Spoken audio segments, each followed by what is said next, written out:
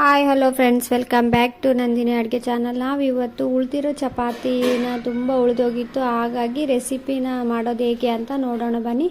ಈಗ ಚಪಾತಿ ಏನಿತ್ತಲ್ಲ ಅದನ್ನು ಚಿಕ್ಕದಾಗಿ ರೋಲ್ ಮಾಡ್ಕೊಂಡ್ಬಿಟ್ಟು ಒಂದು ಸೀಸರ್ ತಗೊಂಡು ಕಟ್ ಮಾಡ್ಕೊಳ್ತಾ ಇದ್ದೀನಿ ನಾನು. ನೋಡಿ, ಈ ರೀತಿಯಾಗಿ ಚಿಕ್ಕದಾಗಿ ಕಟ್ ಮಾಡ್ಕೊಳ್ಳಿ, ತುಂಬ ಚೆನ್ನಾಗಿರುತ್ತೆ. ನಮ್ಮ ಚಾನಲ್ ಫಸ್ಟ್ ಟೈಮ್ ವಿಸಿಟ್ ಮಾಡಿದರೆ ಸಬ್ಸ್ಕ್ರೈಬ್ ಮಾಡ್ಕೊಳ್ಳೋದು ಮರಿಬೇಡಿ. ಸಬ್ಸ್ಕ್ರೈಬ್ ಮಾಡ್ಕೊಳ್ಳೋದ್ರಿಂದ ಮುಂದೆ ಹಾಕೋವಂಥ ವಿಡಿಯೋಗಳು ನಿಮಗೆ ನೋಟಿಫಿಕೇಷನ್ ಬರುತ್ತೆ. ವಿಡಿಯೋ ಇಷ್ಟ ಆದರೆ ಲೈಕ್, ಶೇರ್ ಅಂಡ್ ಸಬ್ಸ್ಕ್ರೈಬ್ ಮಾಡ್ಕೊಳ್ಳೋದು ಮರಿಬೇಡಿ ಫ್ರೆಂಡ್ಸ್. ನೋಡಿ, ಈಗ ಚಪಾತಿ ಎಲ್ಲ ಕಟ್ ಮಾಡಿದ್ದೀನಿ. ಇದೇ ರೀತಿ ಉಳಿದಿರೋ ಚಪಾತಿ ಎಲ್ಲದೂ ನೀವು ಕಟ್ ಮಾಡ್ಕೊಳ್ಳಿ. ನಾನು ಒಂದನ್ನು ಕಟ್ ಮಾಡಿ ತೋರಿಸಿದ್ದೀನಿ, ಯಾವ ರೀತಿ ಸೈಜ್ ಬೇಕು ಆ ರೀತಿ ಕಟ್ ಮಾಡ್ಕೊಂಡಿದ್ದೀನಿ. ನಿಮಗೆ ಯಾವ ಸೈಜಲ್ಲಿ ಬೇಕೋ ಆ ಸೈಜಲ್ಲಿ ಕಟ್ ಮಾಡ್ಕೊಳ್ಳಿ.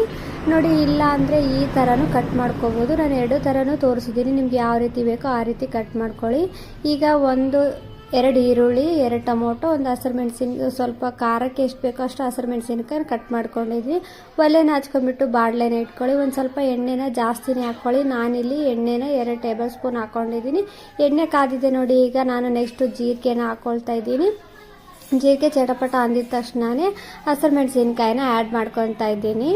ಅದು ಎಣ್ಣೆನಲ್ಲಿ ಫ್ರೈ ಆದ ನಂತರ ಒಂದು ಸ್ವಲ್ಪ ಕರಿಬೇವನ್ನ ಆ್ಯಡ್ ಮಾಡ್ಕೊಂಡಿದ್ದೀನಿ.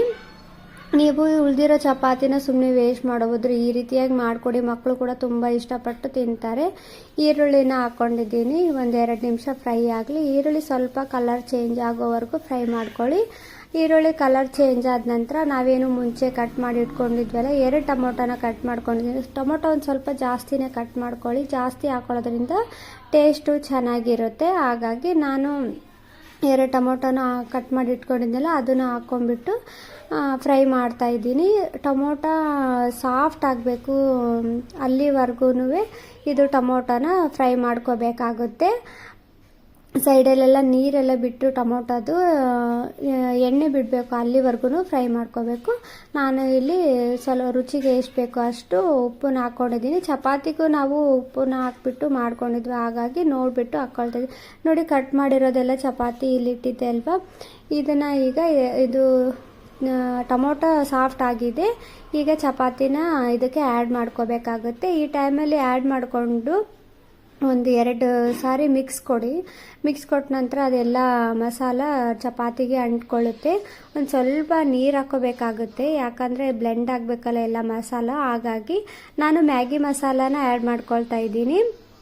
ನೀವು ಬೇಕು ಅನಿಸಿದರೆ ಆ್ಯಡ್ ಮಾಡ್ಕೊಳ್ಳಿ, ಇಲ್ಲ ಅಂದರೆ ಗರಂ ಮಸಾಲ ಆ ಥರನೂ ಚಾಟ್ ಮಸಾಲ ಆ್ಯಡ್ ಮಾಡ್ಕೋಬೋದು. ನನಗೆ ಚಾಟ್ ಮಸಾಲ ಅಷ್ಟಾಗಿ ಇಷ್ಟ ಆಗಲ್ಲ, ಹಾಗಾಗಿ ನಾನು ಮ್ಯಾಗಿ ಮಸಾಲಾನೇ ಆ್ಯಡ್ ಮಾಡ್ಕೊಂಡು ಚೆನ್ನಾಗಿ ಮಿಕ್ಸ್ ಮಾಡ್ಕೊಂಡಿದ್ದಾಯಿತು. ಈ ರೀತಿಯಾಗಿ ಬಿಸಿ ಬಿಸಿಯಾಗಿ ಮಾಡಿಕೊಡಿ, ಮಕ್ಕಳು ತುಂಬ ಇಷ್ಟ. Thank you for watching friends.